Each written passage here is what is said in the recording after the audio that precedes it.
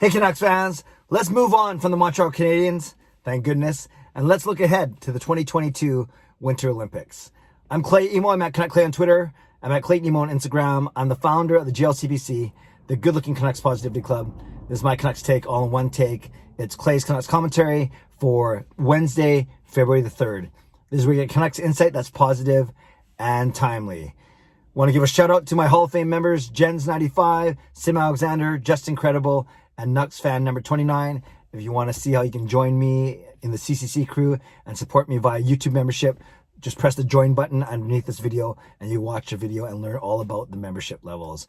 Also want to give a shout out to my mother Joyce, who celebrates her birthday today. Love you, Mom, and thanks for raising such an awesome son. Okay, Canucks weren't that awesome last night. This is the last time we have to talk about Montreal, thankfully, until March the 8th. That's the next time we play them, so 5 weeks from now.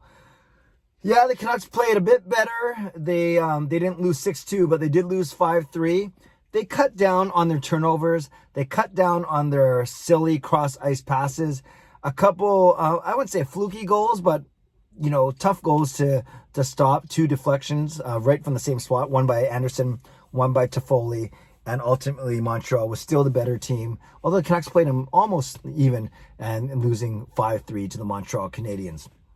Now, one thing I forgot to mention in my post-game live stream last night, maybe because I was so still in shock that we're so bad or we do so poorly against that team, is Quinn Hughes. He had 3 assists, and they were maybe 3 of the quietest assists I've seen. Whether, Tanner Pearson jams the puck in with a minute to go.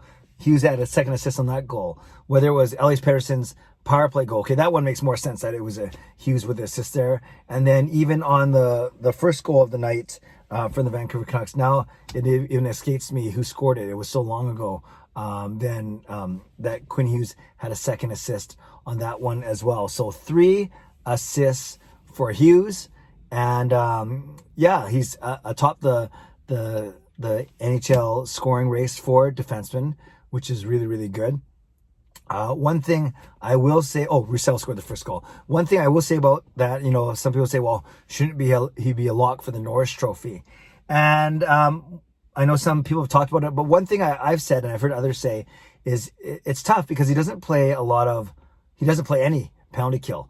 And while you want to give him props for the amount of scoring he's doing, there are a lot of good offensive defensemen, but there are a lot of good offensive defensemen who play a more complete game. So we'll see. If he wins the scoring race by 10 or 15 points, then I think we're having a different conversation, and that's hard to ignore.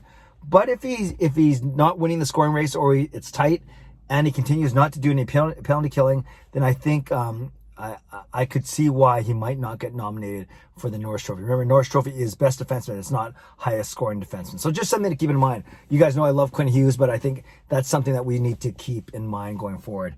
Another thing we need to keep in mind is Montreal. They've taken 9 out of 10 points from us. We are 0-4-1 against them. We are 1-4 against them. They are 0-4-1. It's funny how it's not symmetrical because of the extra point. So we are 1-4 against them, but they're 0-4-1. So they have 9 out of a possible 10 points from us. Again, we don't see them until March the 8th. And I'm going to preview Toronto tomorrow. But one thing I will say is I said the Canucks got to get 3 out of 6 on this road trip. 4 out of 6 makes it really successful. So if they beat 2 out of 3, take 2 out of 3 from Toronto, easier said than done. The Canucks wind up 3-3 and they come back home 9-9, which isn't that bad. Not 9-9, 8-8, I should say, because they're 6-7 right now. So they could come back 8-8. If they win all 3, they come back a game over 500. But I don't think that's necessary. Or there'll be 2 games over 500. I'm not sure that's entirely realistic. But if the Canucks can take 2 out of 3 out of Toronto, they come back 3-3 on the road trip. 8-8 overall, and then I think they're still in okay shape. You lose 2 out of 3 though, and you come back, 7-9. That's a little bit tougher, and it's going to be with every loss that drops you under 500, it's going to be a tougher road to the playoffs. But I'll preview the Toronto series tomorrow. Today, what I want to spend a few minutes talking about is the 2022 Winter Olympics. It's going to happen in Beijing in February of 2022, provided the world is okay by then. And provided that NHL players will be playing in the Olympics. I presume after one Olympics break in 2018, they will go back to playing in the Olympics. And Team Canada named Doug Armstrong, GM of the St. Louis Blues, as the GM of Team Canada. And he's going to oversee a staff that has Ken Holland, has Ron Francis, has Roberto Luongo, has another guy that I think I'm missing. It was Holland, Francis, maybe Hitchcock. I don't know. I got to look up who that other guy is. But yes, Doug Armstrong, good choice. And he'll be in charge of leading a team that's going to pick the players and the coaches. So I want to talk very quickly about some Vancouver Canucks players that we might see playing in the Olympics exactly a year from now. So the easy one is Team Canada. Really, we only have one player in the running, and it's center and our captain, Bo Horvat. I've seen, people are, now that the Olympics are a year away, I'm starting to see mock rosters, and Horvat's being on about half of them. So he's on Craig Button's, and in The Athletic had two writers, Eric Duhatschek and Thomas Drance. Drance was actually the guy who did not have Horvat on his team, and Eric Duhatschek did have Horvat on his team. So I would love to see Horvat on the team, probably not as a center. They're going to have so many centers. Probably more than half of their forwards will be able to play center. So I see him as a left winger because he's a left shot guy. But I certainly think he'll be among the 14 best forwards in the country by the time they pick the team later this year. And I've told the story before, back when he caddied for when my son Sean caddied for Horvat in a golf tournament way back in 2015 or 2016. Horvat actually told Sean and me that he wanted to play in the 2018 Olympics. Well, obviously that didn't happen. No NHL players went, so it would make sense that he still has 2022 on his radar.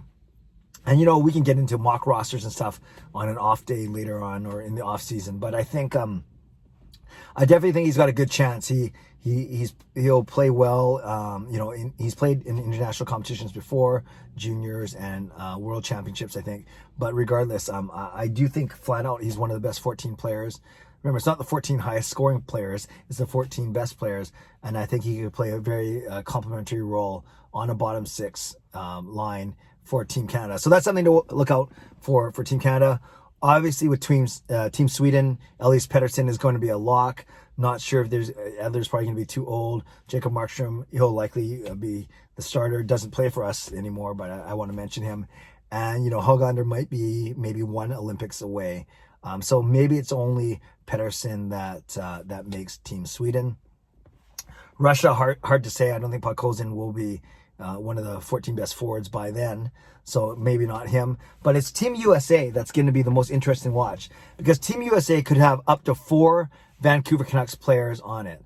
Quinn Hughes is a lock to play in the top 6 to make the team as a blue liner, as a defenseman.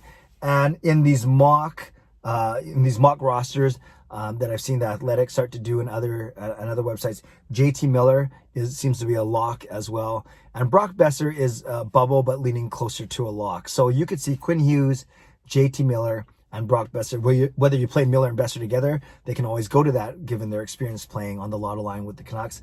And Thatcher Demko is the interesting one, because every list I've seen so far has, Connor Hellebuyck as number 1 and John Gibson as number 2. That's a pretty good 1-2 punch. Whereas, Team Canada's 1-2-3 punch seems to be right now Carey Price, Carter Hart, and Jordan Binnington. I would actually take Hellebuyck and Gibson over Price and Hart if I had to choose. But regardless, the defense, the goaltending is going to be stacked for Team USA. So Hellebuyck and Gibson seem to be the unanimous 1-2.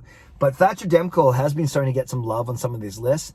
Others say he's not too inexperienced. I'd rather go with Ben Bishop. But sometimes it's good to give the third goalie, make him a young guy, because he might be your starter 4 or 8 years down the road when you're talking about Olympic hockey. So it would be great if Thatcher Demko made the team as a third goalie. Like I said, Ben Bishop's the other name that's floating around.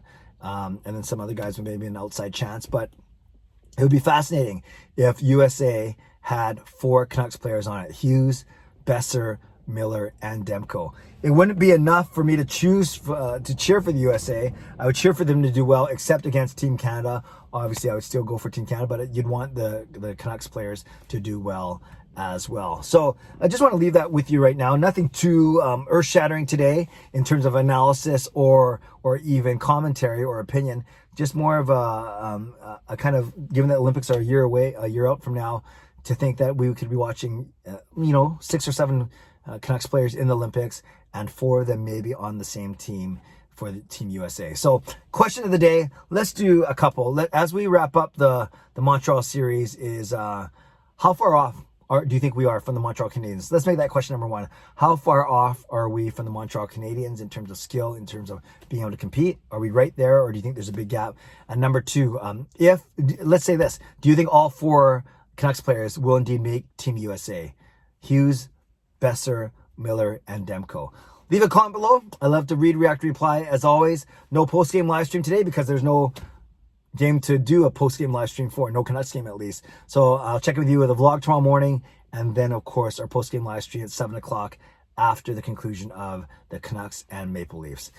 Leave a comment. I love to read, react, reply. Subscribe if you like to. Like this video if you like to. Join as a member of this channel if you like to. Stay safe. Stay healthy. Take care of yourselves and take care of each other. Have a great day. God bless. And go Canucks go.